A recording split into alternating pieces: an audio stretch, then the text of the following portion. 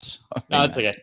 And we are live at I'm Jeff Miles, and we bring the big names and we have the big fun. There's an inside joke before the show. That's why I said my name's Jeff Miles. But no, how you going, Mr. Scott McWilliams? What's happening, man? Doing well. Keeping very busy, as everyone in real estate in Queensland probably is. Yeah, it's interesting. That's good to hear. Like, what are you kind of feeling? What's your vibe as to what's happening in the market, Joe? How you going, man? You busy? I'm good, man. Was that question at me or Scott? I said Joe. Okay. The vibe is going off. Like Northern Queensland is going absolutely bananas right now, gangbusters, and as Scott's probably going to unveil throughout this conversation. But it's going to be interesting. Is it kind of owner occupier led? Is it investor led? Is it that kind of internal bubble up, or is it more of an external people coming in and rising it, trying to push the prices up? So it'll be interesting to kind of unpack that. But how are you, Jeff? How's your day going, mate? You got your fancy shirt on? That's magical. Yeah, it's mate, today was like 22 degrees in the south. It was beautiful. It was amazing. And it's going to be 25, 26 next week. I know how interesting is it to talk about the weather, but I love it when it gets a bit warmer. So I'm pumped. I got the haircut, and it's going to be a great chat. I think we're all very sort of sophisticated and smart investors here, and we're here to unpack how to become that area expert, because I think that's more and more critical in an environment where you can't necessarily just rely on, I don't think you've ever been able to rely on buying your own backyard. So I think this is important to understand what are the areas and how to sort of understand that. So it's going to be a great session. But there's going to be some other spicy things, such as the Queensland tenant laws sort of rental reform changes, which I think are these are rolling massive, out man. some more. These really shifted things. Massive change that just kind of flew under the radar. Yeah, they do. And then we're going to talk about value add opportunities and what they sort of look like. And you've done a couple in your time, Scott. So we're going to dive into that. But first off, if you haven't seen Scott, he's all over the place, and he's a multi-award winning sort of director and I suppose the owner or founder probably of Ideal Property Co. And you switch between, your main focus is Brisbane, like you love a bit of Brisbane, and the last 5 years in Brisbane has been great fun for investors and not so much owner occupiers to try and buy. But you are a property investor and house renovator yourself, and you've been named as the Real Estate Institute of Queensland, so the REIQ for those who want acronyms, the big of 2021. National Harcourts Queensland. We mentioned Harcourts, but you the number one BDM for an international for 2022. So how good is that? There were a couple of good years. Here we go. Yeah, you've had some solid. Is there anything you can't do? Yeah, what's the name of your company? Because I don't think it's what Jeff just said. No. So we're Ideal Property Co. Ideal. It's Ideal. I think you said Idea or something. We've lost Jeff. We bloody froze him. Mate, I'm excited for this one because you're very much boots on the ground. And I think that we talk about that so much in this. So how valuable, is it a waste of time, or is it something that an investor should be doing? Like going to the location that they're going to purchase? Yeah. So we get a lot of investors actually that will fly into Queensland and meet us at certain locations. They want to check it out before they purchase. I don't think it's necessary, so long as you've got a good team in place. But it certainly allows some of our investors to have a bit more confidence to make the move outside their own backyard. Some people, they like to do it. I don't think you need to. Just find the right people to do it for you. Yeah, okay. One of the things Jeff always likes to ask is, I guess, let's take it back. So how did you even get into property investing? Like, how did you kick this bug off? That's a funny story. So I built a house and land in Sydney. Did very well out of that because I moved to Townsville at the time, sold it, and decided that I'd take the profits from Sydney and invest in Townsville in my own backyard. I felt safer doing it.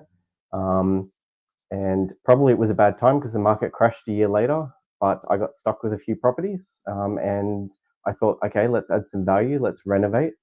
And then I caught the bug, and I just kept buying and renovating, and sold one every so often to fund the rest. And all of a sudden had a portfolio and decided to get into real estate. As you do. Wow. I feel like there's a lot to that story. You just kind of, yeah, it's crazy. It's just, huh? That's the short version of it. Nice. So what kind of inspired it? Like what, it was just trying to make some money. It was just, hey, I've got this equity here. I've just made X amount of dollars in my property. What am I going to do with it? Pretty much. I felt safer with it in property than the bank at the time. I wanted to do something that was a bit more interesting and try new things. The Townsville market was very low. Even when I purchased before the market crashed, it wasn't a huge risk. I started with some units, which, you know, I probably wouldn't do again. Strata is something I don't want to go down the route of. But they were a good starting block, and they gave me a very small canvas to work with to renovate and learn the tools. And I made a couple of mistakes along the way, and I've done a couple of things twice. But I mean, I literally just sold one that I've done the kitchen twice already. But yeah. Over what period? You learn as you go. Over what, like 10 years? Yeah, within 10 years. Yeah. So Oh, that was gosh, the first one I lived in. Wow. Did the kitchen, and I didn't do a fantastic job. It wasn't an estate to sell. Yeah, the fact that it's I did the kitchen, kind of, you're not. Well, you go off to Bunnings, you buy the pieces, you put the kitchen in, and I tried to save money. We did like the cabinet fronts to save money. We'd cut them out of like wood ourselves, and you know, I think we were cheapskates at the time. We learnt very quickly spend a little bit of money to make money. Yeah.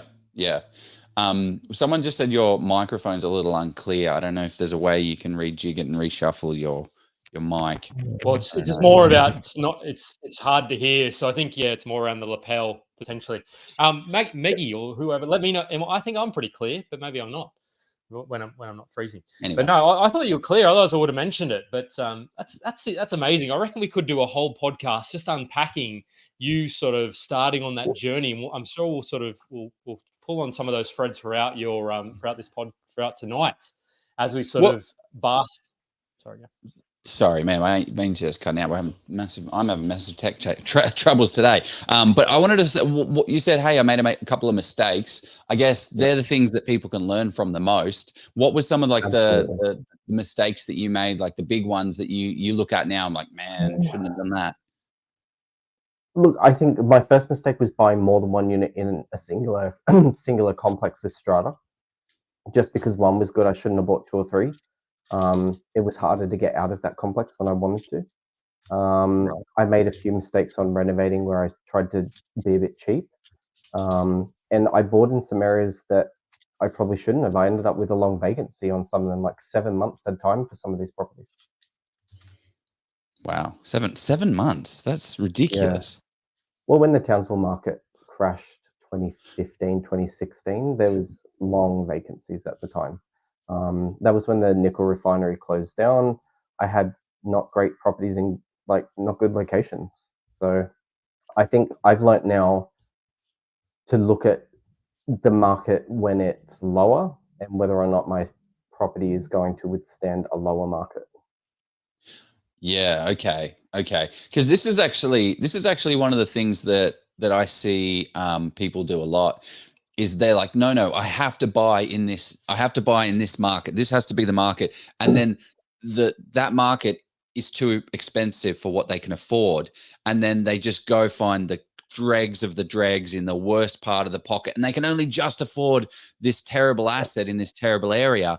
And it's like, no, you should just go to a market that your price range fits and is for the typical asset. Because if you go for the dregs of the dregs, when the market turn, like it all will, everything fluctuates in cycles. So the rental market will shift and change, and you buy the bottom of the barrel type of property. Yes, don't get me wrong, it will grow. Property is very forgiving. It'll grow, but you'll be better served in a different market with a better quality asset, because then you're not going to have these 7-month, 8-month vacancies, and then also the tenant, like we're going to talk a whole heap about tenants, because you're, run a property management company. So yeah, super interesting. Okay. Any other kind of, major mistakes to kind of think about for newbie investors? No, not really. I mean, I got out of all the properties in good shape, bar one maybe. So no, it's all worked out in the end. I've had to course correct along the way, and I think you just learn as you go. I mean, I didn't have a mentor, and then there wasn't really this notion of like, build a team around you and buy somewhere different. 10 years ago, it was more employ someone to help you, or you fly down there and you do the work every week. So I think like buying property now is a lot easier than it was 10 years ago. Yeah, and also the data that is available now to understand where things are shifting and potentially going is so much more. You can just get so much clearer before you even get there. We tell our clients all the time, like your digital footprint on your property whilst you're not selling is so important because everyone can access it when you are going to go sell. So what does that? How do we optimize for that? What does that mean? So like, don't try to shoot for the stars with your rent.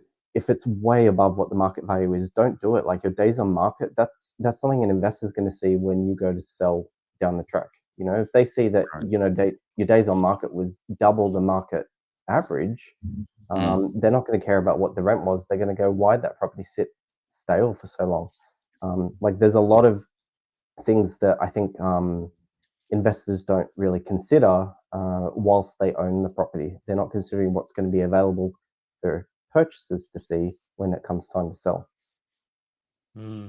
Interesting. That's I think there's some sort of sage advice there because we're becoming ever more savvy in, and that's a tip for people buying a property. Like go and have a look at that history in CoreLogic RP data. Get somebody with access to that because you can actually see and you can even see it for free on realestate.com as well. You just type in the address of the property and type in history. And it comes up. It's a little bit of a hack. Like I'm sure there's another way to find it, but that's just the quickest way I find. One of the best free ones is actually Domain, and especially for strata. Like I don't know if anyone's buying strata units. I don't recommend it anymore, but you can see the building profiles. You can see exactly what every single unit in the building is renting for, what it's sold for. Like even as agents, we use that, and it's a free tool for everyone.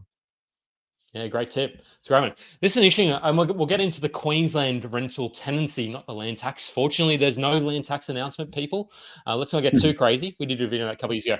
But I want to ask this more. I know you're not Sydney, Homebush, West based. Funnily enough, I used to live probably very close to where you're talking about Hey You, but it's not about me. I did too. How do you think about, you talked about you had vacancies of 7 months. How did you sort of, when you start to see vacancies, how do you as a property manager deal with that sort of situation? Yeah. Look, there's property managers that will sit around and do absolutely nothing and tell you that, hey, no one's coming to the property, we can't get it rented. And there's property managers that are probably going to be a bit more active. We've got tools now that are a little easier, like we use IRE, and that's a great tool. We can click on like find me a tenant. We can see tenants that are applying through other agencies for similar properties. We can send them an invite to apply for the property that's sitting stale on our advertising. There's heaps of new ways to do things now. So look, I don't think that there's any excuse for having a property vacant that long, especially in a good market. I don't think there's anywhere in Australia that should be having vacancies like that anymore. A couple of weeks here and there, that's pretty normal now. I mean, like Townsville even, that's vacancy is 1.07 right now. It still has vacancies at the moment because it's in its lull before it picks up again in October. So every market goes through these fluctuations annually, and like time your leases to come out at the time when you know your market is the strongest, and find a PM that knows when that time is, and if it means doing a 14-month lease up front and then 12 months annually after that, so that you're not at risk of being in that bad market, do it. So what is the kind of time for Townsville? Is it what, August, September? Is it a little bit lull, or how does it kind of work? Yeah. So it kind of picks up mid to late October, carries through really strong and gains a lot of momentum till end of March. After that sort of tapers off a little bit, and then dies down again August, September before it really kicks into gear again. That's because it's a garrison town. university as well, the barracks, the RAF base, all those people move at one single time of the year. Which is now. It's coming up to that. So yeah, we're looking forward to it. Well, yeah, I heard that I was speaking to somebody that's in the the army, and they said that in South Australia that they're shutting down and bringing 250 families from South Australia up into Townsville. Correct. Yeah, so that's going to be amazing this year, because usually it's like equal amounts out to equal amounts in December, January. This year, I think it's like 100 families out and 250 in. So that's going to put pressure on a market that's already typically really, really strong that time of year. So it'll be really, really interesting to see what that does to rents, and whether the new rent reforms are going to put a bit more pressure on that rent rising or not, because again, we can only raise the rent now once every 12 months. So that'll be... Yeah, can you break down this new rental? Let's just break down this new rental reform, because I think it's very important, because it does fundamentally affect anyone that's buying a property to rent out in Queensland, and it's going to require you to ask some questions of the real estate agent up front. So buckle up. Yeah, you can't even sign a form to appoint a property manager anymore without answering the same question. So you've got to know from your sales agent. Okay, so break it down. What is it? You're allowed to raise the rent now once every 12 months. It's tied to the property. So if your tenant breaks lease, or you do a 6-month lease and the tenant moves out, you cannot raise that rent when you advertise again. You are stuck at the rent that you signed that lease agreement for, say the 1st of January. You can't raise that rent till the 1st of January the following year. So if you've got to advertise in October, you're going to have to advertise at either the rent that it's currently at, and put in the advertisement that the rent's increasing in 3 months' time, or you're going to have to, if you're getting really close to that time that the rent would increase, we're kind of looking at maybe advertising at the higher rent with a rent reduction advertised for the first little bit. But either way, we have to make it very clear to tenants that the current rent is what it is. Tenants now have the right, this is the craziest thing I've ever heard, they have the right to ask for the previous lease agreement or the previous tenancy ledger. So when you buy a property now, you have to ask for one of those things. The agent then has to redact it, and then we have to be able to provide it to the incoming tenant to prove that that rent was allowed to be that price. Interesting. And what, so you need to provide that on every deal? If the tenant asks for it, yep. So you need to get it every time you buy a property. I recently had one. This is how crazy the Townsville market is. There's a lot of flippers up there at the moment, right? So they've bought a property 3 months ago. They've flipped it. It's back on the market now. It was tenanted before the flipper bought it. The law wasn't in place when they purchased it, so they didn't get tenancy documents off the previous owner. Now they're on the market and they're selling it, and they have to provide the tenancy documents from the last 12 months to the new owner, because they've got to be able to provide it to the tenant. It's causing all sorts of headaches because the seller, who's the flipper, never got those documents in the first place. So it's kind of like, you know, a bit of sleuthing for the PM that the new, the incoming owner's appointing, because we've got to go back 3 owners and try to get those documents, because otherwise we can't even list the property for rent. It's like a daisy chain.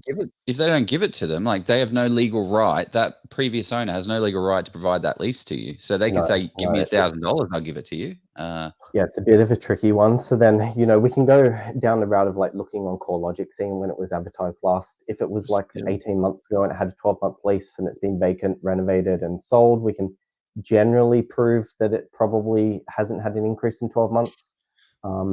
But again, we have to be like private investigators just to add to the list of jobs that PMs already have to do. So I have we have someone actually we interviewed on her on the show. She did a massive renovation on a property. She bought a property that was a ugly duckling, and renovated the crap out of it. Did the kitchen, the bathroom, the paint, everything. Made this place from, I think it was like $330 a week rent, and then up to like $600 or $550 or something like that. And they just raised the rates on about 6 months ago, and then the lease ended. And now she's like, "Cool, let's go, 600." And the property manager was like, "Hey, they've got these new laws. Let me just check it out." oh shit, no, we can't. You are stuck at Actually, 330. there is some room to move there. If you have substantially renovated the property and you can prove it, Oh, okay. you can raise the rent, but you have to apply to QCAT.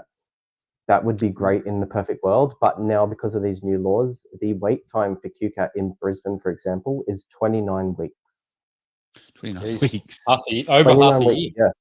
Crazy. Yeah, So yeah, yeah. So it's if you want to cheaper make a to just claim on suck the it up. tenant's bond who damaged something, you're also going to be waiting 29 weeks to see QCAT now. So you better have good landlord insurance because you're not getting anything out of QCAT in any decent amount of time.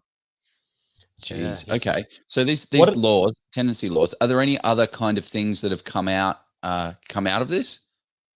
Yeah, I mean, like the tenancy laws has caused a few knock-on effects. Property managers now, when they run their CMA, like the comparative market analysis, which they provide to the landlord to say, hey, you've got a rent increase or lease renewal coming up. Here's what we suggest you go at. Because the properties are all advertised at what we had advertised and not market value, those CMAs are really, really like skewed.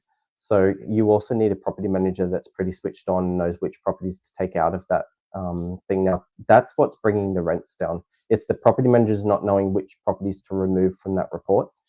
And they're telling their investors, hey, this is market value now, when it's not.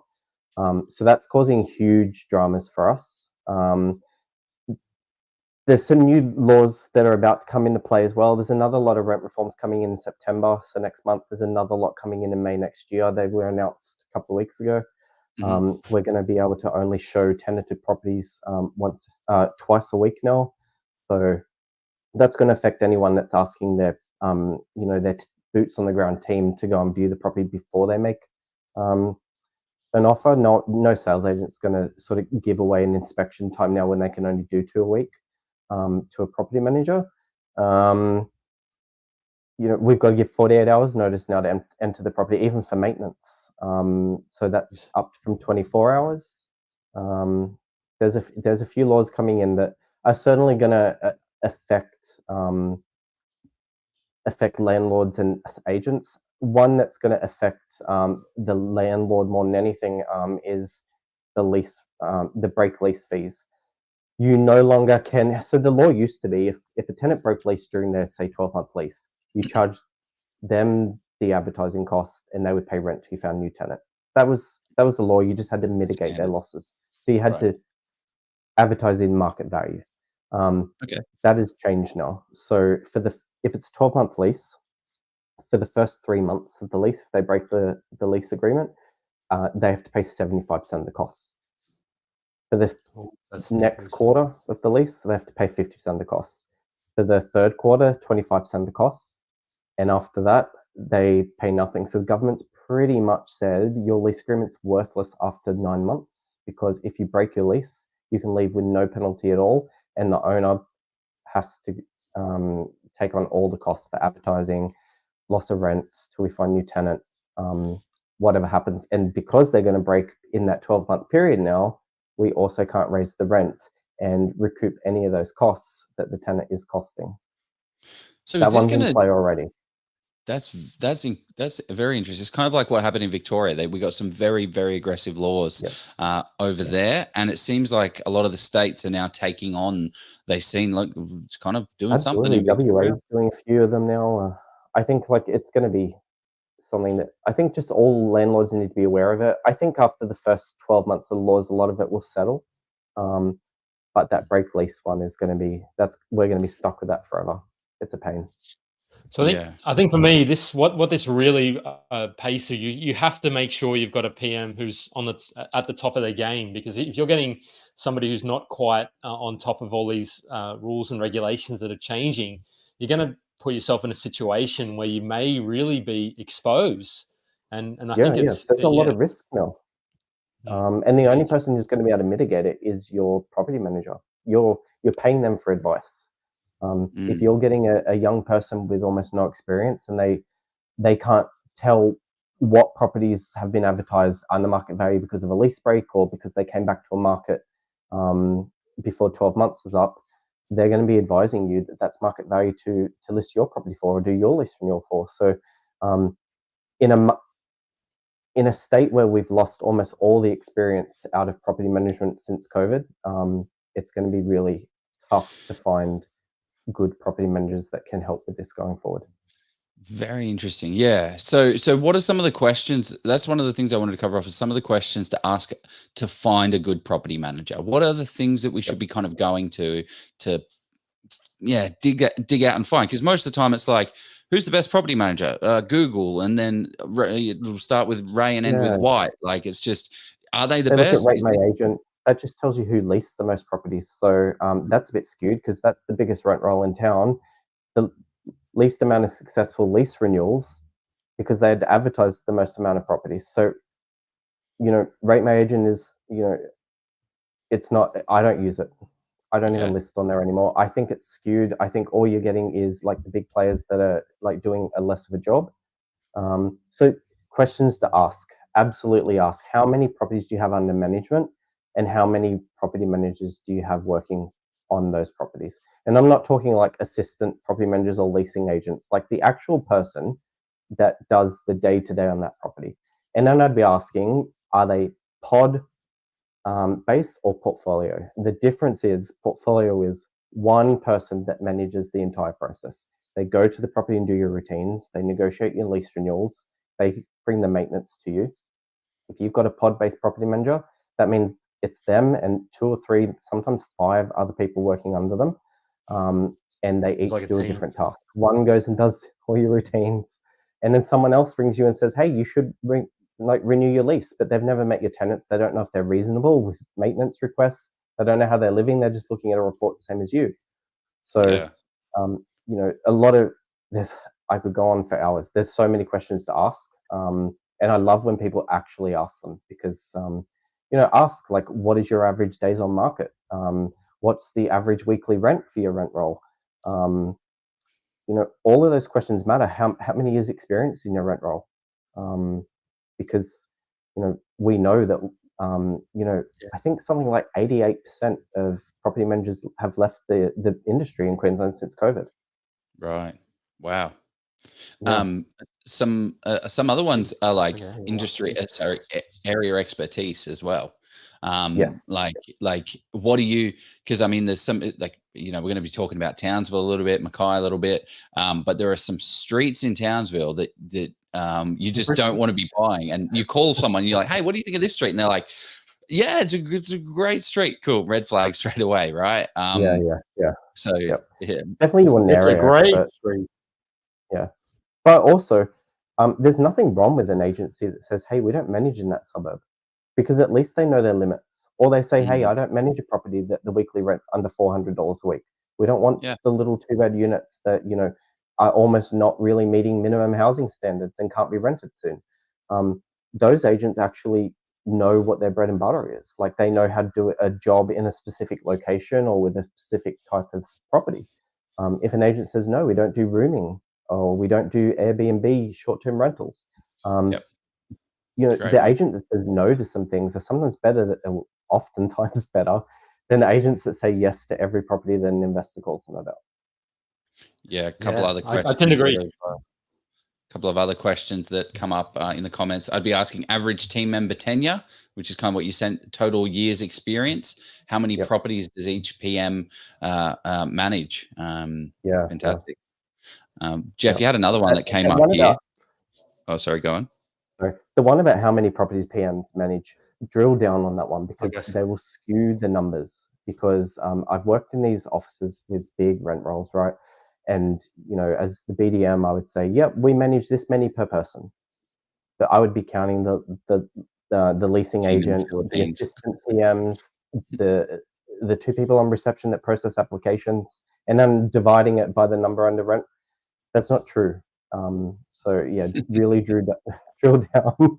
I've been there. I've had to answer those questions and give false information. It's never fun. So there's a great question that's come up here. Are there any positive law changes for landlords in this Queensland change?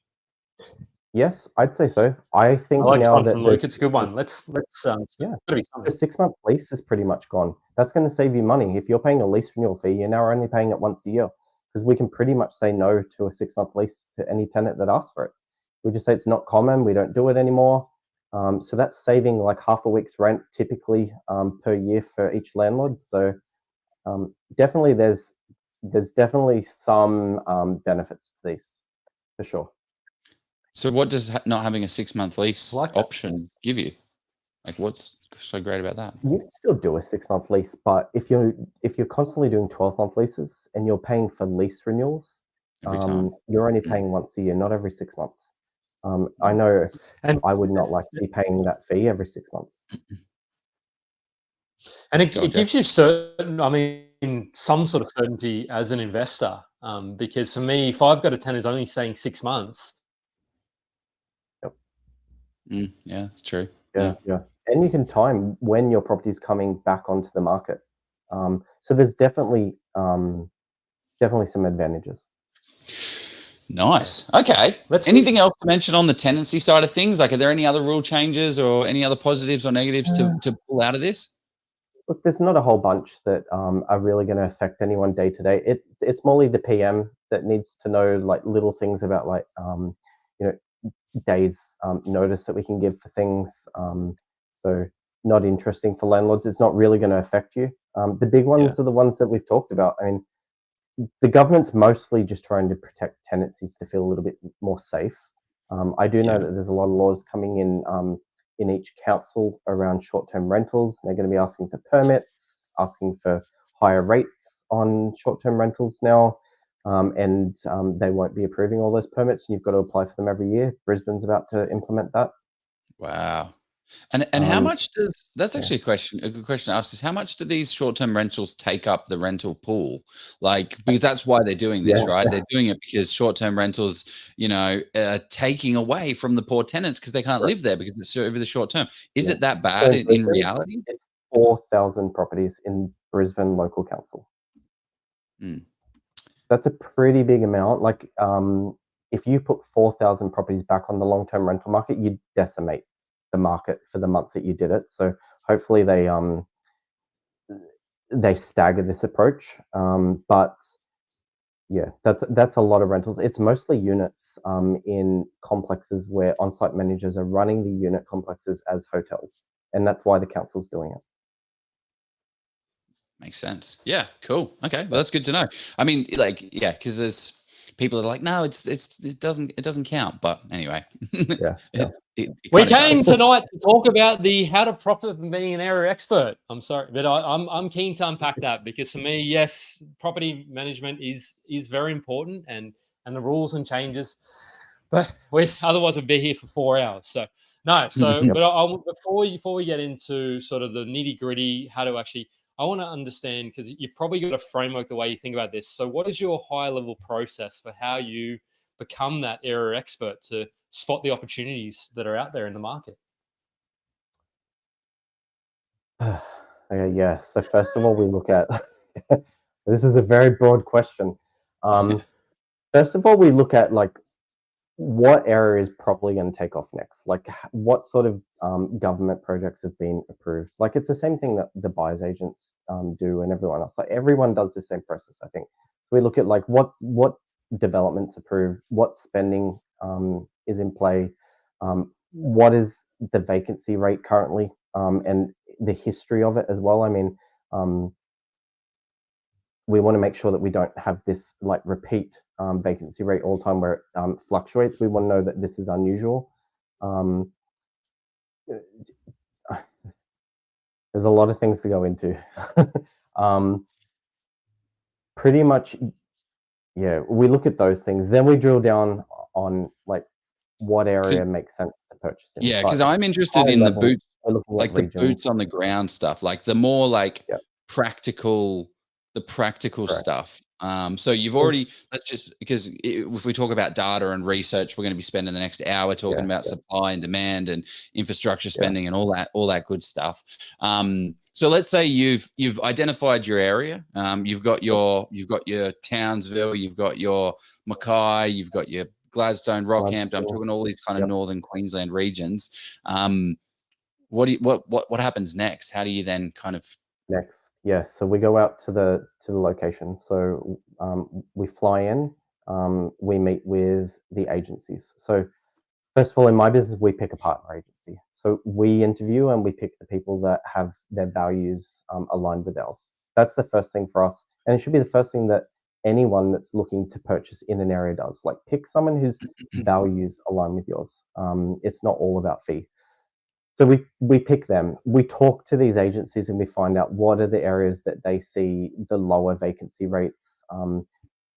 Like, who's applying in each of the areas. They are the only people that know the type of tenancies that are successful in those areas and who's applying and who wants to live there. So if you get a whole bunch of tenancies applications in an area and none of them meet affordability because the government says there's like a cap, right? The neighborhood looks pretty bad. You generally know like that's an area that's not desirable. So unless you're like buying a property that's going to serve to house the low income earners and you're not going to shoot for the stars with rent, don't buy in that area because you've got a demographic that's like you're going to have to target. So we look at like, for purchase price, what makes sense tenancy wise, who's going to apply for the property, what price are they maxed out at on the applications, what's the typical affordability of a tenant and where does the rent max out where most of the market drops off. Because like, you look in Mackay, for example, the rents are ridiculous in Mackay, like crazy, same as Brisbane pretty much. But wages are so much lower. So you look at some of the areas like Slade Point or something, for example, those properties rent for an enormous amount of money per week. But if you advertise it, you're going to get such a low amount of tenancy applications, or you're going to get applications you can't approve because the government will say you're putting them into hardship. And then again, all sorts of tenancy laws, they can break lease, no penalty, the rest of it. But so we look at all those things like, where's the rent cap out? Where is the most amount of interest from tenants? Where does it make sense that the rent caps out at a good yield? What is the demographic like? What are the schools like? What is the history of that neighborhood like? When you Google it, what appears? Like, is it going to turn off the people that you're trying to sell the property to or appeal to the tenant that's going to rent it? So we look at all of those things. We look at the crime rate. I mean, you can jump on Queensland police and you can put in the address. You can see the type of crimes. In Townsville, if it says that a car was stolen, doesn't matter, they get stolen 50 a night. So just buy anywhere, that happens anyway. But if you see a lot of domestic violence, for example, in one area, then hey, that's a pretty rough area. And either I'm going to have a turnover of a tenant every year. So Heatley, for example, massive turnover of tenants every single year because people move there from out of town because the rents are cheaper or the prices were cheap to buy. And they discover that it's a really rough area. Lots of crime, especially domestic violence, things like that, and they move out. You're up for advertising, let fees, the rest of it, vacancy for a couple of weeks every single year in that location. So they're the sorts of things we look at so that we can tell like where it actually makes sense for someone to purchase, where they're not going to suffer all those problems. It was so interesting as well because Heatley is an area that has grown, right? Like if you bought Heatley, I would say 12 months ago, you probably are up $100,000, right? Absolutely, yeah. Easy $100,000. We've maybe not. Yeah, well, we don't buy there. I mean, not at all. Court, maybe. But like, because it's also, I was chatting with another investor, I think it was yesterday, and they're like, "Hey, man, the reason why we're chatting is because I had so many issues with this property, and it kept turning over and turning over, turning over. That's why I haven't built my portfolio. We built this we started building the portfolio in like 2019 or something, and then we bought this one and it was headache after headache after headache because we got a wrong property in the wrong location. And it's just been managed poorly. And it's just been an absolute headache." And I'm like, so your goal was to buy one and then buy another one. Like, they've just missed out on $600,000 probably over the life if you bought 3 or 4 properties from 2019 to 2024, round about $500,000, right? Because they got burned by buying in a terrible location. It wasn't like, it was kind of like, that's what we call it. We call it the hot spots, and then we call it the not spots, the regions where you want to be buying because it's going to grow, but also it's not going to be something that an asset that you're going to want over long term. It's going to And be more of sometimes a headache. just the map that shows like the social housing, it looks good. Like Hately doesn't have a massive amount of social housing compared to like Rasmussen or Kelso, parts of Condon. But it has a stigma attached to it. And you can find that just by Googling it. I mean, there's tenants suing agents over being assaulted in the streets at open homes in Hately. It is that rough. So how much of that, I mean, the challenge is because I Google I get that all the time. Like, oh, I Googled this place and there's an article about this and that. Like, how do you kind of work out what's real and what's fake? Because Yeah. I guess it's the level of consistency, maybe, rather than just a one-off type of thing. One-off things happen all the time. There's people that are, unfortunately, accidents happen or things happen to people all the time. But it's consistency, I think, is what you're looking for. Yeah. And when you Google places in Hately, for example, you'll see like Boys Courts, like voted most notorious street in Queensland for 12 years. You'll see Wasn't going to say it, but yeah. Fires. You'll see all sorts of assaults. When you start to see history like that, and you look at the Queensland Police website, and you see like it's lit up like a Christmas tree on, the surrounding 3 streets. Hey, I could probably avoid that area. But then when you talk to the PM, they'll tell you, hey, it's not just that area, because when someone sees Hately advertised, not everyone knows the area. So they'll just avoid looking at the property because they just know their workmates are going to say, hey, why would you move there? So a local won't typically rent it. But the good thing about Townsville is so many people move there all the time. It's real transitory. So, you could buy in Hately and you might be safe for a few years. People will keep moving and they'll move on. They'll move out of your property because it was rough, but you'll find a new tenant every time. But you will have the extra costs and extra vacancy. Yeah, someone's jumped in the comments here. Scott, spot on. I've had numerous friends who got burned in these terrible demographic areas. All the gains they made were nullified by the troubles or challenges with the tenants. Now, I wouldn't be saying I guess towns there's the suburbs where there is a bit of a reputation, but it's trying to get to the suburbs that are shifting their reputation enough. Like Vincent. Yeah. Like you look at Vincent in Townsville, it was pretty much the same as Hately like 10 years ago. That is a really upcoming suburb. I've not seen a suburb change as quickly as I've seen Vincent change. Okay. So the people that bought in Vincent 12, 24 months ago must be rubbing their hands together, because not only did they buy and get good capital growth, but they've got better tenancies than that location's ever had. There's renos going on every house, on every street at the moment. It's amazing.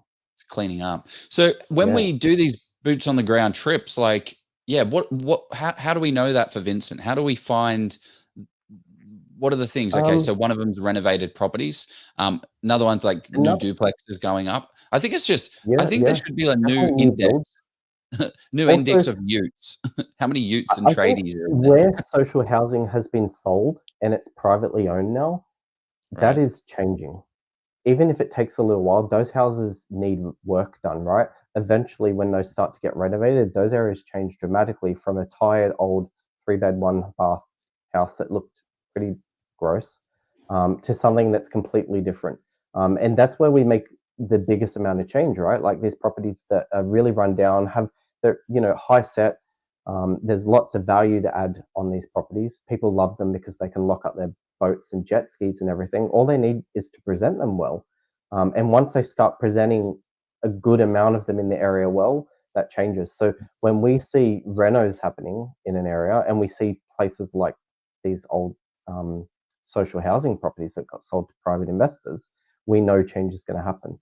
So that's what Vincent especially has benefited from, because the entire area north of Palmerston Street that's no longer any social housing was completely all social housing. And now it's completely changed. Is there a way to find when a social housing pocket's going up for sale, or how to get access to the deals? Or is there like an obvious sign to say, whoa, that's an old social housing place? Look, I think, don't quote me on this, although, it's being recorded, so probably I am. But, you are being quoted, yeah. Let's say it anyway. Social housing have a rule. They either have to sell within a certain number of years, or they have to substantially renovate it within a certain number of years. So this is the craziest part, right? Since COVID, a lot of the public housing has contacted me to rent their properties to private tenants because they're now no longer allowed to have that on the social housing pool because it hasn't undergone a reno within a certain number of years. So we end up with this social housing crisis. No one can get them. And the social housing are giving them to me to rent to private tenants because they don't know yet whether they're going to renovate it or sell it. A lot of the social housing is actually privately rented. So we've seen that. Then we've had to remove the tenant and then they get sold. So they pretty much make them a private rental while they're making a decision on what they're going to do. If you can find the social housing properties like owned by Queensland government that are privately rented or have been advertised for rent by an agent, you know that that's an area that's about to change because all those properties are hitting that mark where they have to do something with the property. So, okay, government housing, and then with a tenant on place, which you can find on RP data, for instance, you can actually find that information and then cross-check all of those. RP data, look at not just current owner, look at like historic owner and put in Queensland government, and you'll see the ones where they don't own them anymore. And if it's been transacted in the last couple of years and there's a few in the pocket, you know it's changing as well. I mean, there's ways to find it, but investors are going to have to like engage somebody that will be able to do that due diligence for them. It's not available for just everybody. You got to pay for the subscriptions and dig, but also like you're buying a $500,000 asset. The difference between like buying in like a Vincent versus a Heatley, then massive difference over the short term and over the long term. Absolutely. It's happening everywhere. I mean, like Condon, you wouldn't have bought anywhere in what's called the Upper Ross, which is Condon, Rasmus and Kelso. Condon, like you can buy half a Condon now and it's practically Kerwin. It's that good. So Townsville's undergone a lot of change. And I know it's happening in Mackay, it's happening in Gladstone. And it's because all of these interstate investors are purchasing and the rents are rising finally. It's not the old owner that owned it for 20 years with the same tenant paying $200 under market value that's never left, and change is happening in these suburbs. I love it. I want to dive a little bit deeper into some of the property detractors and things to look at when you're identifying, because you're not buying Heatley, you're not buying Gulliver, you're not buying Kerwin, you're not buying Mackay, you are buying a property within a suburb. So how do we kind of identify that? Before that, we got to run to our ad, and then we will dive in some more questions. And if anyone has any questions, throw them in the comments and we'll dive on in. Ladies and gentlemen, we have a special announcement from the master of commercial property investing, Steve Polisi. I love commercial property. Get ready to have your minds blown as Steve is back, and he's got some pretty exciting news for us. Steve is unleashing his second sensational book upon the world, and get this, for the Oz Property Investors members out there, he's giving it away absolutely free. Yep, 100% free. Yep. 100% free for all property enthusiasts who want to learn and grow on their commercial property investing journey. But he's also added a little extra chili to make this deal even spicier. With this free book, you'll also receive a complimentary 1-hour strategy session with the man himself. Imagine a full 60 minutes with Steve's commercial and property genius dedicated to helping you master the intricate dance of commercial property investing. And who better to dance with? The man who looked better than Patrick Swayze in Dirty Dancing. I don't know about that. Want to grab this offer? It's super easy. If you're live right now, click the link in the comments and secure it today. If not, grab your device, open up the browser, head over to polisiproperty.com, look for the book page and grab your free copy of Steve's latest masterpiece. And when you're checking out, make sure to use the exclusive code OZPROP to secure the free book and also your free 1-hour strategy session. My only concern with this offer is that Steve's going to have to turn it off soon, as he can only do so many sessions. So if you want to secure your spot, do so today. Oh, nearly passed out there. Funny because I ran the wrong ad. However, Steve just activated that link again, so you can. If you haven't taken advantage of that, you will be able to. Do that. So yeah, I want to know what are the things, because main roads, right? Main roads. Don't buy them. So I I don't buy on main roads. That's just one of my rules. What are your thoughts on main roads and some of these key detractors?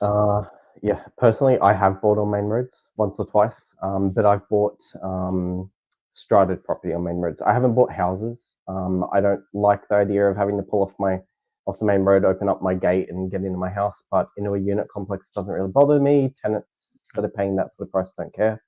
I probably wouldn't buy a house on a main road unless it was the deal of the century. Yeah, and that's ultimately what it comes down to with any property. If someone's like, "Hey Joe, you can have this unit for $5," yeah, I'm going to buy a unit. I'm going to buy a townhouse. I'm going to buy. Everything has a value, and I think everything. And this is, I guess, the hard part about property investing, right? It is, it's trying to optimize, try and work out exactly what the variables are and how they all affect and come into play. And put a value on the detractor. Like, what is the value of being on a main road? For me, maybe that's $20,000. So I want it $20,000 under market value for the one behind it. Put a value on it, and then if it makes sense, then what's wrong with the property? Nothing. Yeah, easy to buy, hard to sell. I mean, that's my thing with it. Is absolutely right now everything's going gangbusters.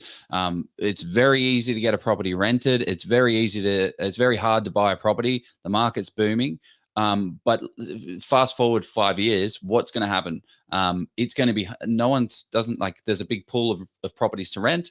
Yeah, well, I'm not going to choose the one on the main road. I don't want to hear the road noise. But then how does that kind of go as well? Like, how do you think about it? Like, is it one street across? Like, is it just exclude all the main road, or is it case by case? How do you think about that? I don't know. I think it's case by case. And honestly, sometimes tenants like the main road because it's next to the bus stop or it's next to the train station. So there's definite factors that then it becomes like a value add for the tenant. It may not be for you buying the property or selling the property, but it becomes a value add for the tenant. So if you can get it for the right price, you might have a better yield.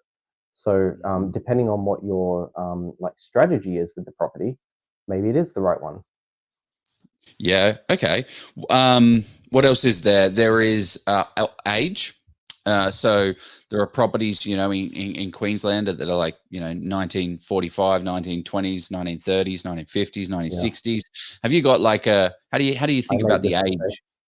I bought a property that was hitting 100 years old in Townsville, and I had no idea that Townsville Council adds them to the Heritage Register at 100 years without telling you. Oh, So wow. that was a fun one for me. The renovation was absolutely the biggest nightmare of my life. It took forever. I would have definitely come out losing a lot of money had COVID not happened and an American got stuck and paid more for the property than I would have ever paid. But yeah, I mean, the age of the property does matter because every council has different rules. Like Townsville, for example, like if you're going to buy in like Pimlico or Mundingborough, almost everything is coming up for 100 years. That is going on the historical register. You are not even going to know. No development. And then you can't do anything to the property. So everything, like we had to have the council out. They documented everything with an iPad, and everything that was of historical value had to be put back in the property after the reno. It was an absolute nightmare. Couldn't have garage, could have a pool, but it had to be in the backyard and behind the house. Couldn't have a front fence, couldn't cut down the tree in the front yard. It was protected.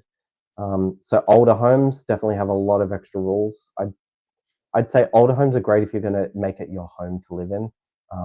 As an investment, not so great. Right. Okay. So if it's like 60 years old, 50, 40, 30, is there genres of what's that? I mean, like you've got the age of the homes where you've got asbestos in them. That's not always great. I have clients all the time send me a link to a property. You can do a rental appraisal, tell me anything about the property I might need to know. And I'm like, you have asbestos tiles in your kitchen. If you buy this, the first thing you should do is lay a vinyl plank over the top of them, encase them forever so they don't get broken up, and you'll never have a problem. Like asbestos doesn't mean run for the hills either. For me, sometimes it means I'm going to be able to negotiate down this property, and I'm going to cover the thing up, and I'm never going to look at it again. So I truly believe that some things that are like detractors for other people are not so much for me. I know the property well enough. I've done enough renovations that I know, hey, I can make that problem go away really quick. Yeah. And do you think about like land to asset ratio? So what I'm talking about there is the house land versus the size of the land area. Um, I think that that's getting a little bit like skew-if in some places. Like you look at Townsville, for example, like the land value is almost nothing. So like how is the market rising so much when land value is not increasing? Like the cost of the home hasn't gone up $200,000 to build it. So I think there's less and less to rely on like the land value. I think it's more about like the position, the house that's on it. Can I do more with the property? Can I put something in the backyard? And do I have the right to make all the decisions on what I do in this property? They're bigger things for me than the land value. Yeah. Okay. What are some other kind of flood zones, right? Townsville, All over North Queensland. Northern I mean, Queensland, like king everywhere tides in Queensland. even like make a difference. You know, you buy in Railway Estate, South Townsville, you're flooded once a month. Most people don't care. Yeah. But in-state investors absolutely do. The first question they ask, is it in a flood zone?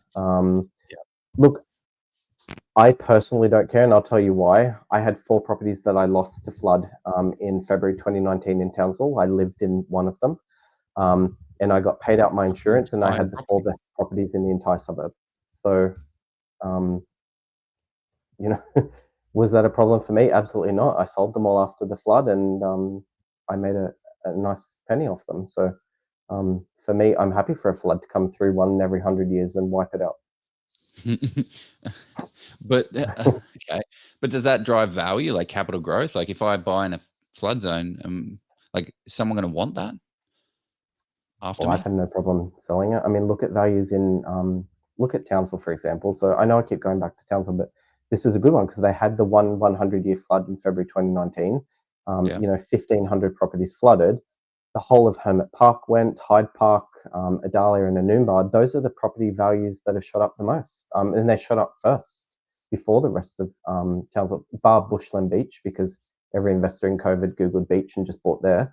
But those flood zone properties, so long as they were affected and they got renovated, they had the most amount of value and growth in them at first. So people have very short memories, especially locals. Yeah. What are some other like key considerations from an asset type that people should be thinking about? People always forget about like power lines and things overhead. Like the banks still Yeah. have issues with those. Yeah. Look at those first. Don't waste your time on like building and pests and all the rest of it when you know you've got power lines and the bank says no thanks. Okay. I've had a lot of properties recently where there's like a junction box like cornered out a part of the property at the front, and there's the Telstra box or something sitting on it. That's not very appealing to a known occupier in the future, and so you're limiting your pool to sell to later. So I try to stay away from those. And then I look at the neighborhood. Like it's all well and good to buy a property. It looks really great online, but if you, I always tell everyone like if you can't get there, get onto Google, go down to Street View, and just walk around like 3 or 4 blocks from the house and have a look at how it presented, and go back to the historical data. You know how you can like select the year that the photos were taken and keep going back. Yeah. And look at that and see like has it changed, and which way has it changed? Is it better or worse than it was? Because every agent knows how to market a property and make it look good. Yeah, I So see. Scott, I want to know. Go on, Jeff. What do you want to know? I was going to say, what are the? We've talked about sort of some of the. I want to hear sort of the top sort of 3, or what are the key critical mistakes that people are taking in an area? Because we've talked about to the Housing Commission with and sort of the issues with sort of crime and that sort of thing. What are the sort of things that you find day in, day out that the newbie investor is making? Definitely something you guys touched on earlier, which is buying for buying's sake because their budget's low. I get a lot of inquiry from people saying, hey, look at this property. I'm like, what the hell? It's actually like, there's properties that are advertised at the moment that say like sold as is, where is, you can't have an inspection. Like that's a red flag. Why would I buy that? They're like, that's all my budget can afford. I'm like, well, then maybe get out of this location and go to this location, like 600 kilometers away, because just getting into the market for the sake of getting in is a terrible decision. That's absolutely the worst one. What are some other mistakes? I mean, I think relying just on off-market properties, I think that's a mistake. I know personally from experience from both sides, if I'm listing a property and if I'm trying to sell it off market, I usually have problems I'm going to have to overcome on that property. So I'm trying to sell it first before I take it to market. So there's usually a problem, or you're getting it 2 days before it's going to market anyway, and that's not going to make a big difference. So I do find that most off-market properties have bigger problems. Otherwise, they're really just pre-market. They're coming to market anyway. There's nothing wrong with those properties. But if it's Yeah. absolutely off-market, there's usually something that I know as an agent I've got to overcome, and it's easier to do so without the masses when someone thinks they're going to get it for a bargain up front first. Yeah. Yeah. What about the renters and housing commission mix? So we actually had Luke Metcalf of Microburbs, right? So Microburbs has a great little free platform that allows you to see the renter percentage and the housing and owner occupier percentage. How important are those metrics? Look, I think it all depends. There's social housing which doesn't present well, and then the type of tenants that move in next door and the private renters, then they don't present well, and the whole neighborhood kind of goes like down the toilet. Then there's like your inner city suburbs, and it has social housing, but typically the houses are under the worth a lot more. There's owner occupiers living in it amongst as well. The tenants are better quality, and those social housing properties. For me, I don't even look at them. I'm like, who cares? I want to be in that suburb anyway. So I think it comes down to suburb and the demographic and how the rest of the suburb presents, more so than like the mix and whether there's too many renters or things like that. And plus, social housing. I mean, if you really drill down, a lot of it is like at-risk youth that are living with people in the properties. They're not really social housing. There's nothing wrong with those. I lived next door to those. There is defense housing. A lot of that looks like social housing if you look online. So social housing doesn't mean that somebody that wouldn't typically get approved for a private rental is living in it. And then some of those people actually take better care of it than our private tenants. Honest. Yeah. So one of the things is like proximity to social housing. So what's the kind of reframe for people? Like if the social housing is next door, is that a concern? Is it not a concern? I got next door to a block of 4 units that was social housing, and I had no issue living there at all. I don't have a problem with it so long as the social housing is kept up and it looks nice. When they don't come out and do their visits and the tenants start to present it a bit ugly, I have a problem with that. But social housing is the easiest one in like the whole country to be able to ring the property manager, who is like the person at community housing or whatever department's looking after that particular one, and say, hey, there's an issue, you need to go out there. They go out quicker than anyone else. They also don't have to get approval for maintenance. So you call them and say the sprinkler's broken and your tenants aren't reporting it. They fix it that day. It's not like a PM that sits on it for 5 days trying to get approval from an owner because they can't spend money. So in some ways, maintenance gets done better. They always have yard maintenance done on those properties generally. So it's not always a bad thing.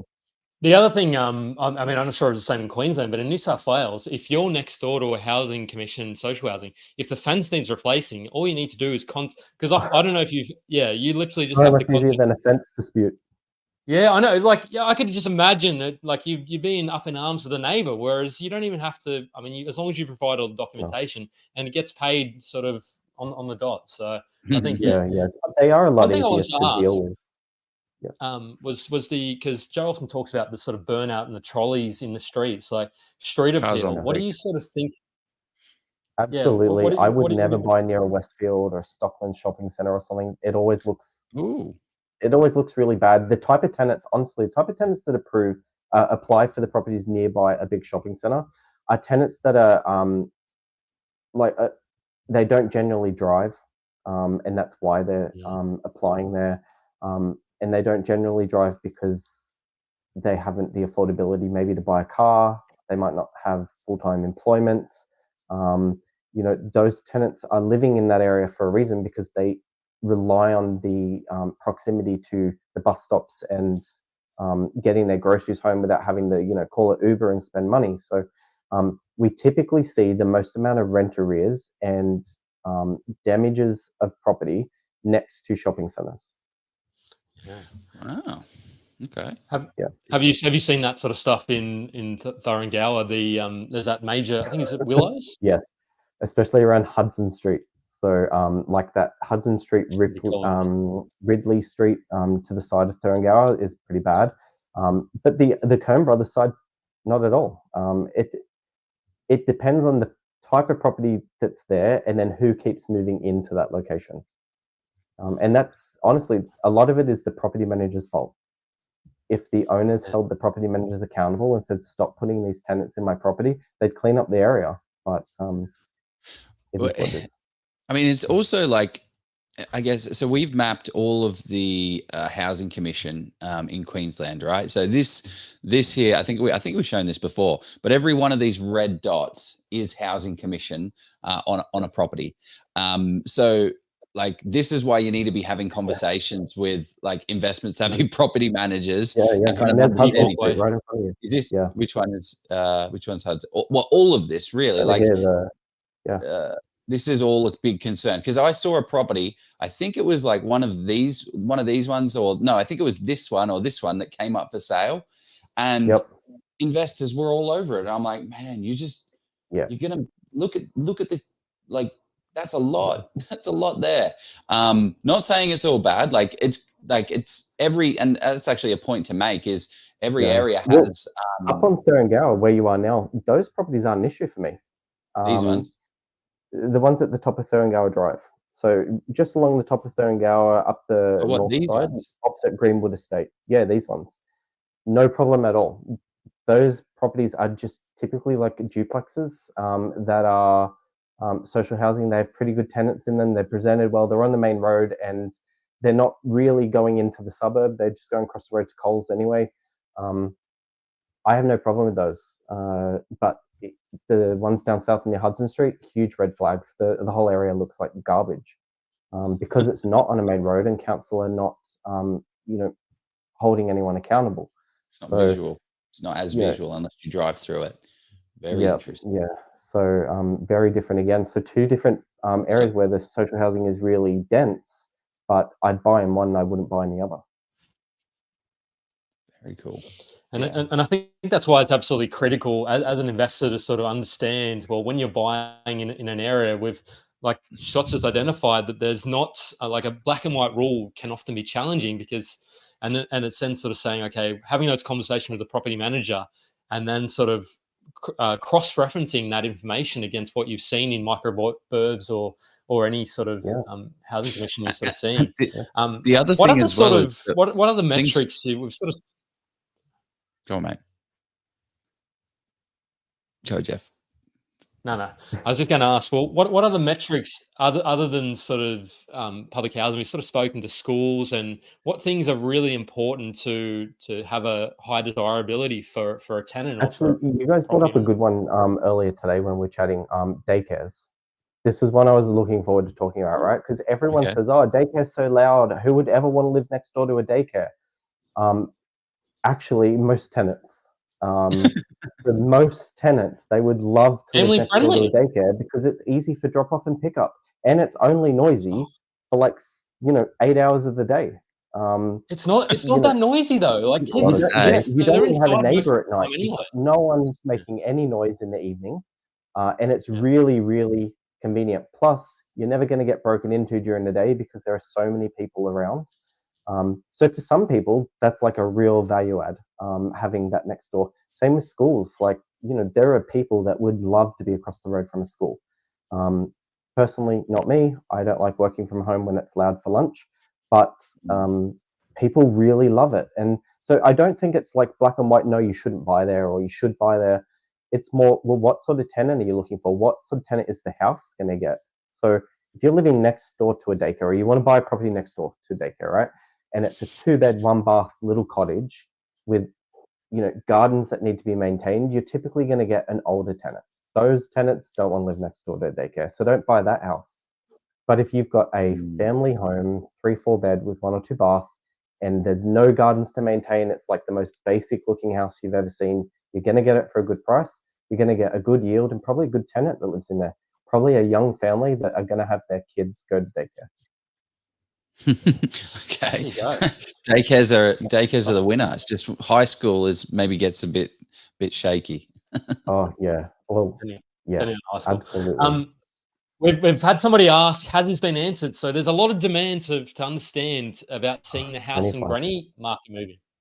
Yeah, well, this is Yeah. super interesting because I imagine Brisbane, right, is granny flat crazy, and it makes Yes. it kind of stacks up and makes sense, It makes sense. to pop one on and make it happen. But what Yep. about in like these more regional Northern Queensland markets? Like, does it Look, it's stack? happening, but it's more happening with like unapproved dwellings on the back of the house where they've, you know, smacked in an old secondhand kitchen that's come out of another property, and they haven't broken up the electricity meter, so they've got to give electricity for free away. And you know, you live in the tropics, you're not paying for electricity, you're running that aircon for 9 months of the year, all day, every day. So Yep. do not buy a property that is not a true duplex or not a true house and granny with separate meters, separate yards, so that you're not paying for maintenance of the entire yard.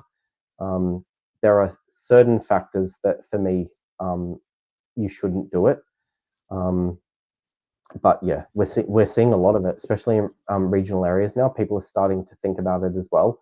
They're looking at land size, where the house is located. Will I be able to get, you know, a car down the side and have a granny flat? So I think it's going to take off in the future, more so in these regional areas like it has in Brisbane.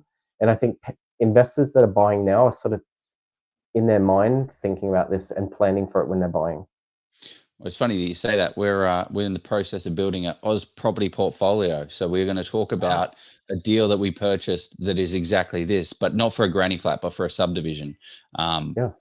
You know Love a all good about it, subby. Scott, because you're property managing it, so you know all about this one. So Yeah, we're I do know not this ready to one. release all the details just yet, but Give us it- 3 weeks, 3 or 4 weeks. We are coming. yes, September Yeah. 19th or something, isn't it? That's the live, is it? Something 18th. like that. That'll be a good one 18th. then, because Yeah. that'll be really interesting, because I think there's a lot of room in the market to do really, really well if you can get a property you can subdivide in these regional areas now. Speaking of subdivision and value adds, we know you love a good reno, and you love, I'm sure you probably project manage one or two. What are some of the really sort of quick wins that people should be thinking about when doing a Yeah. value add? Yeah.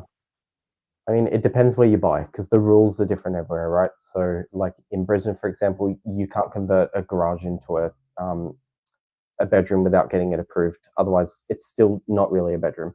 Townsville, Yep. you can do it. So as long as it's under roof, do whatever you want with the inside. So add a bedroom here and there. So if you've got an older home with a single garage, no one likes a single garage. They're tight.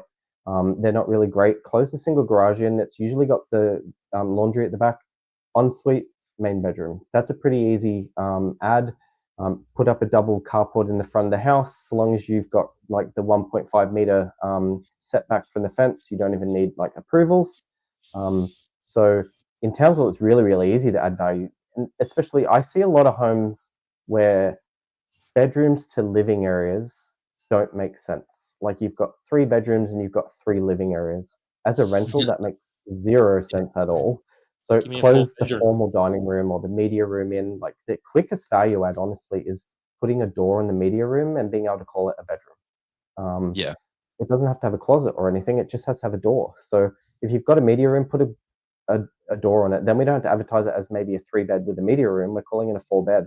Once you're a 4-bed, you can raise the rent, because people on realestate.com will see the property as a 4-bed and say, yeah, that rent makes sense. Otherwise, they're looking at a 3-bed going, oh, that's really high. They're not looking into the floor plan to see if it has extra rooms. Yes. So this is, like, you have to update it on RP data. So it's very easy to do on RP data, but you just have to ask your property manager, hey, we're putting this wall up. Can you just please update it on RP data? And they'll be like, yeah, it's the easiest job. Yeah. And honestly, it updates automatically when you list the property. So we don't even have to do anything. But yeah, do that. Like close in, if you've got a dining room, you've only got to put one wall across a door, maybe an aircon in there, and change the switch with an electrician to be inside the room. You're looking at like $3,500 to do that for one wall, and you're going to add a huge amount of not just value for rent but equity. And then you can take it out and buy another property. And a really good property manager is going to identify it and go through their portfolio and not just say, hey, you've got a lease renewal coming up, let's work on that. Hey, you've got a lease renewal coming up, where could we add value to your home with a quick reno or a quick value add to increase it even further so that you can buy again? Like, can we help you buy another property? That's the quickest way for people in my position to grow their business. Grow your business from your existing clientele, you know what I mean? And in the process of doing that, you're helping the people on your rent roll grow their portfolio. And for me, that's why I do it. I want everyone to be in the same comfortable position that I am. But I love the value adds. Like, people say, do a bathroom or do a kitchen. No, absolutely not. As long as they're in decent condition, just replace the vanity. Tenants only care about the things that affect their belongings. New carpet, new window coverings, put a new bench top on the kitchen just to refresh it, and some new handles. Don't do the whole kitchen unless it is absolutely falling apart. A new lick of paint like every 5 or 6 years. Do not overspend on a rental property. I just don't see the point of doing full-on renovations unless you've bought something knowing that's what I'm going to have to do before I put tenant in. Yeah, and then negotiating that with the real estate agent to get it at a good price, right? There's a good question. Most homes in North Queensland don't have waterproofing. I don't think a lot of people know this. When they were built, waterproofing was not a requirement in Queensland. Nope, they don't. So when they do the building and pest and they say the waterproofing's failed, yeah, that's because there's no waterproofing. These block homes, like the cinder blocks, Besser blocks, like whatever they call them in different states, right? They did not waterproof those homes back in the day. So those bathrooms have been there for 50 years with no waterproofing. So there's no reason to rip them out unless you've got a serious problem going on in an adjoining room. But like, there is things to note from a building and pest in certain regions too that are like, hey, that doesn't matter here. Like water, you know, exiting the stormwater drains next to the houses. That's an issue where it sits for months in colder climates and gets moldy. In a tropical climate, that's just every day. Like, most properties don't even have gutters.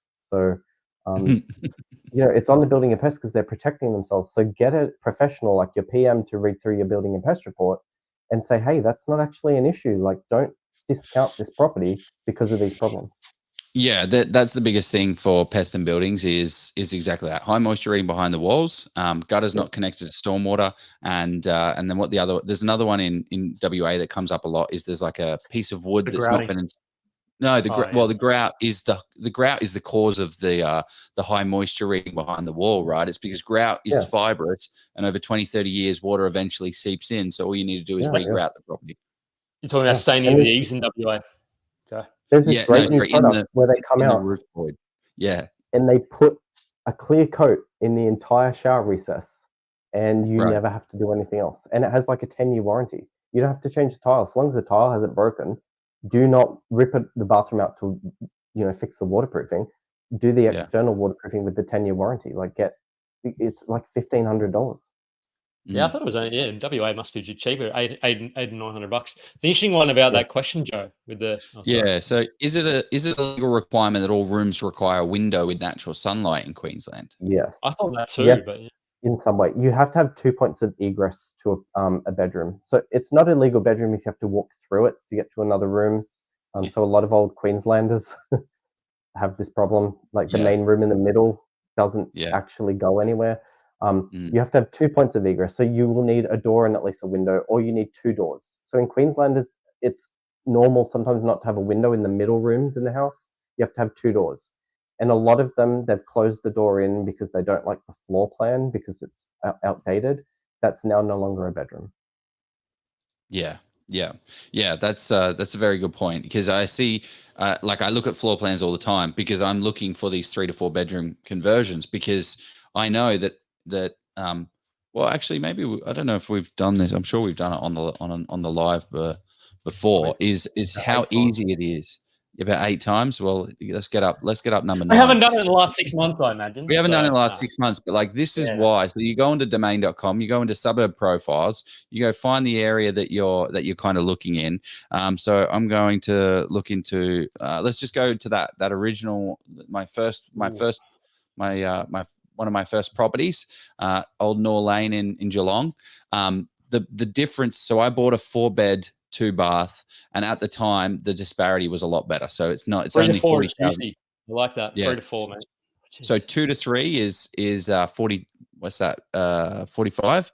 No, 20. Yep. Yeah, 45. And then 3 to 4. So if you can find a 3-bed and convert it to a 4-bed, just under $87,000. ridiculous amount of money for how much is it to build a wall? I mean, Trump will tell you it's quite 3,500. expensive, but how much are you Yeah. going to tell me? In $3,500 council, it's like 3,500. Yeah, like it's cheap, and then you'll pay $2,000 for the aircon, and good to go. Yeah.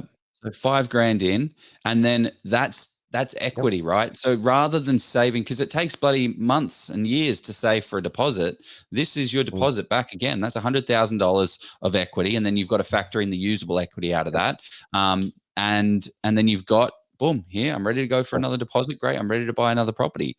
Can I be the negative Nancy in the room though, and just say that if you need to just be a little bit cautious with that, because the bank may not value it up. So just be mindful. Go to another bank. Yeah, change banks. Yeah, no. But the bank's the one giving the money. So yeah, because I think Well, it works. Well, they have no okay. So in reality, they have to go. It's the valuer has to go there and say, this is a 4-bed 1 bath or a 4-bed 2 bath. I can't. I have to value it at the lower end of the 4-bed 2 bath properties. Like I haven't got a choice because it is now legally a 4-bed 2 bath.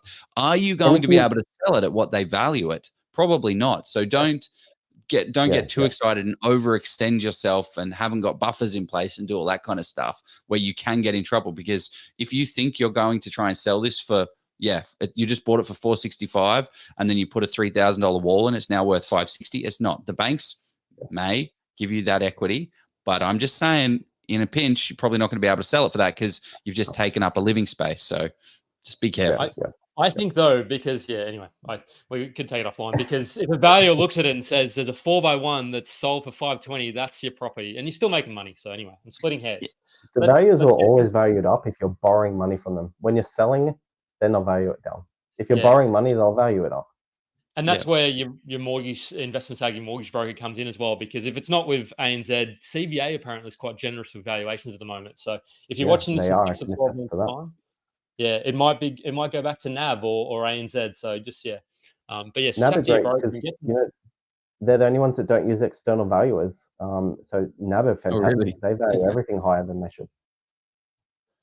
I saw one about Macquarie the other day. They valued it 200,000 under what the highest was, and I was just like, "What's going on there?" Wow. But anyway, so back to the granny flats. People are loving. I wonder if these granny flats are happening because of affordability and yields play. But the question is, aside from splitting the meter, what else could you suggest is a pitfall? I can think of one or two. What do you reckon? Charging for water becomes an issue. It's not such an issue in Townsville because it's in your rates and you can't charge it on anyway. You can only charge for excess water. So in Townsville, that's not going to be an issue. But in especially like Brisbane, where you can charge for all of the water usage, you can't split that based on like, oh, they had 3 bedrooms, they had 2, so they get 3/4 and they get 1/4 of the water. That doesn't work that way. So you're going to need like some sort of sub-meter for the water. And then you're going to want to split the yard so that there's privacy. And then think about who your tenant's going to be. So if you've got a really, really beautiful 4-bed house and you're going to chuck a granny flat in the back of it as a rental, and you know that you've always had tenants, or you're going to get a tenant, which is a really quite, wealthy kind of, family that can afford the rent and would take care of the thing and is going to love the yard for the kids, they're not going to like that you've put a 1-bed granny flat in the back that's going to have some young 25-year-old person that works night shift living in the backyard. It's not their house, but they're still going to say, this doesn't work for me anymore. They're going to come to the open home, see the granny flat in the backyard and not rent it. So we do get a lot of families turned off by the granny flat in certain properties.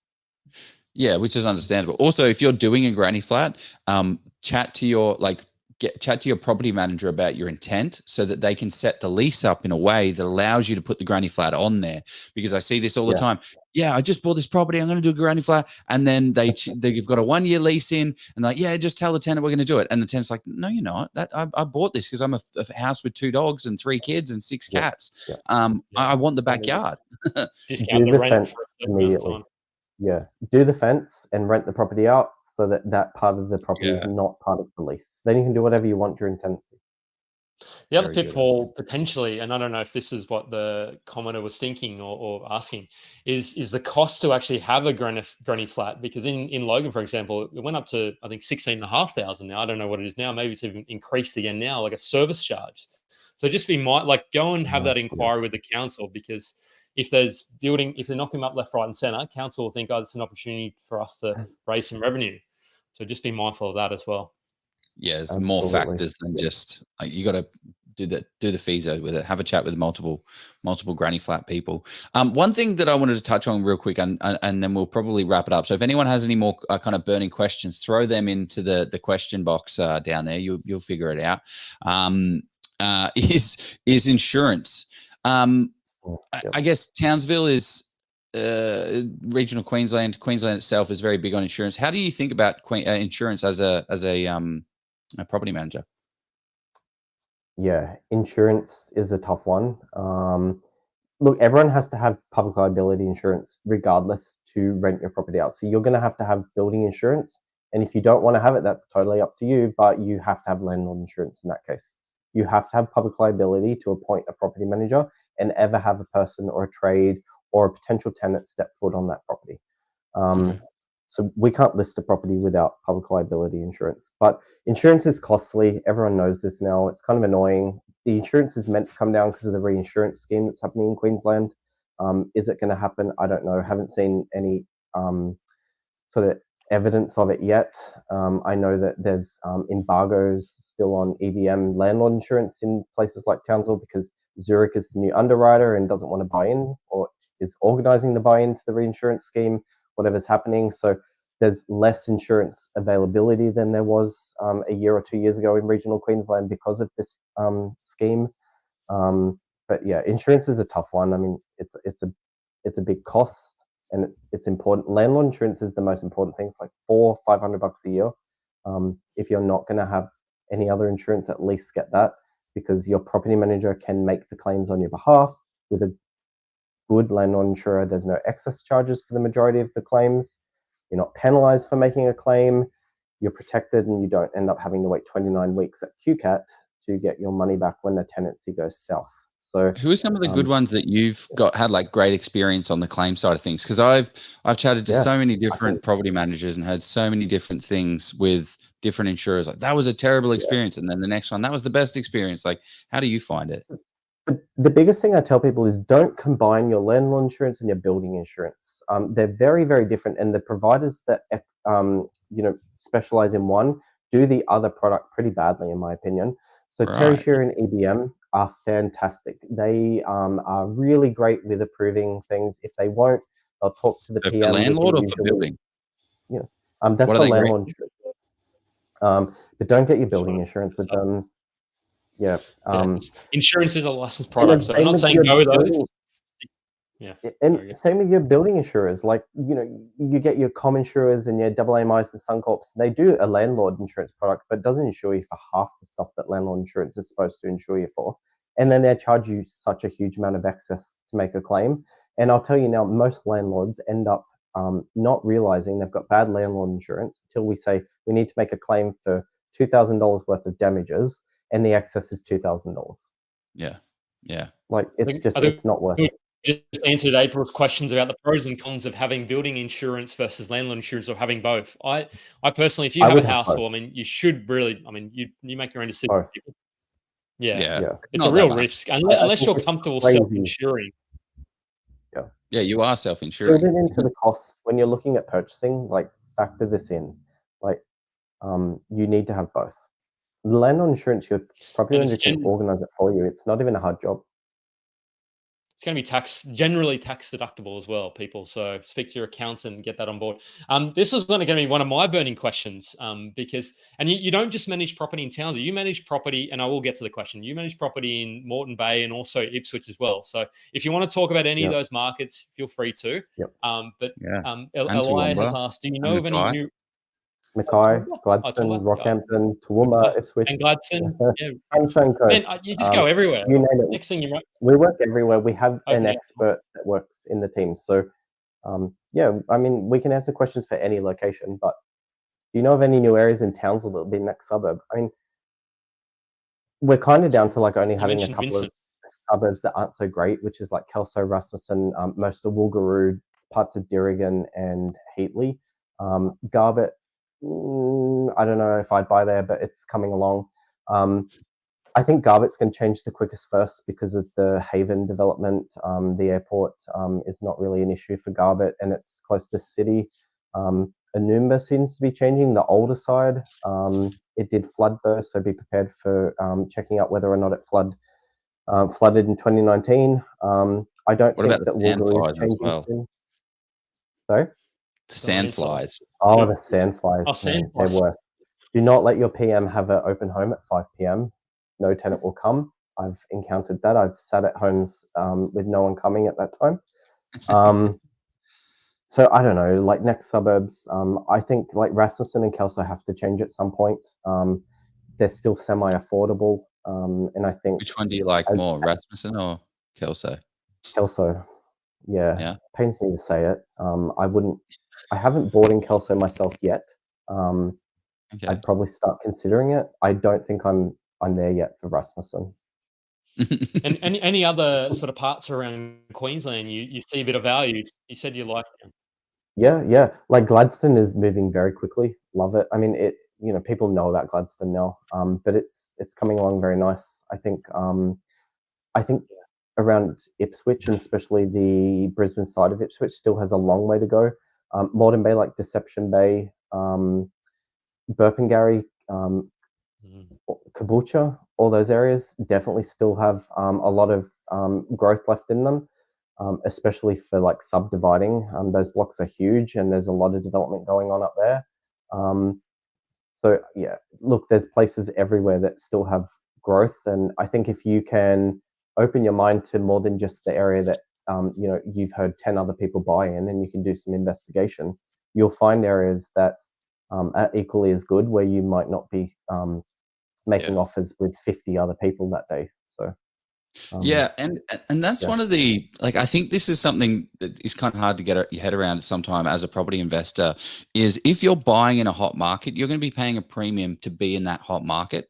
But if you can buy in like a secondary market and you can negotiate that cost down $30,000, you are making $30,000 because you can negotiate better in that area. So that is instant equity. That is instant value because the market's less hot.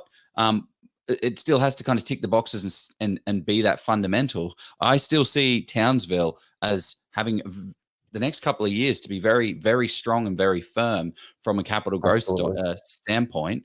There's so much value there. There's so much momentum moving, and the data just hasn't shifted. We haven't seen any shift. The momentum is in units right now. The units haven't caught up to the houses, and they're making huge strides now to do so. Once the units catch up to the houses in Townsville, the houses have so much more places to go, because then there's value again for people that can't buy units again. So, and the units are moving really, really fast. Like there are buyers agents all over units in Townsville now, and we've not had them until this year. Interesting. Not me. Yeah. It's different. I mean, I'm not sold on your unit in Townsville. Don't get me wrong. I love Townsville, but I mean, units happening everywhere. Brisbane unit market, especially north side, is doing very, very well. It's becoming the thing, right? People now have to. I mean, I guess maybe not as much in Townsville, but in Brisbane, Sydney, so the way where else the first homeowner is going to go, or people with lower budgets? Until we build more stock, units are going to become more popular. Yeah, love it, Scott. Thank you so very much for running through this, mate. How do we get more Scott in our lives? What do we need to do to learn more about you and what you guys do? You can look up the website. So idealpropertyco.com.au. Yeah, there we go. I'm at the bottom of the screen. You can catch me on there. You'll find my details, phone number, and I'm always available. I mean, people will say I never sleep. Well, I'm always chatting to you. No, you get a full 8 hours. The team's really good as well. I've been working with Grace. Yeah. The team is wonderful. You may not always get a hold of me, but and I'm not the expert in every single area. I don't claim to be, but I have someone in the office that is, and that's what I rely on, like having experts that work with me. So that's the way to think about it. Mate, this has been an unreal session. I really thoroughly enjoyed. I think boots on the ground. I hope this has kind of illustrated to people what boots on the ground kind of means and why it's so important, and how to, I guess, kind of reframe your property investing journey, because you need to be buying the ideal property. There you go. It's in the name. It is. That's why we picked it. I appreciate it. Yeah. Thanks guys. Thanks for all your wisdom and knowledge, Scott. I appreciate it, man. Those examples are super powerful on sort of hearing about the parts of Brisbane as well that you're sort of you're and Queensland. Yeah. Very keen to talk with anyone that wants to hear more about other regions. I know we talk about Townsville a lot because, like, you know, I love the place. It was home for 9 years for me, so it's easy to talk about. But there's so many other great regions in this beautiful state. So, you know, investigate them all. But you got to catch them all. Okay, great session. People are loving it. Thank you very much, Scott. Let's go buy a property. See you guys later. Yeah. Have fun. See you. There'll be a boots on the ground. Boots on the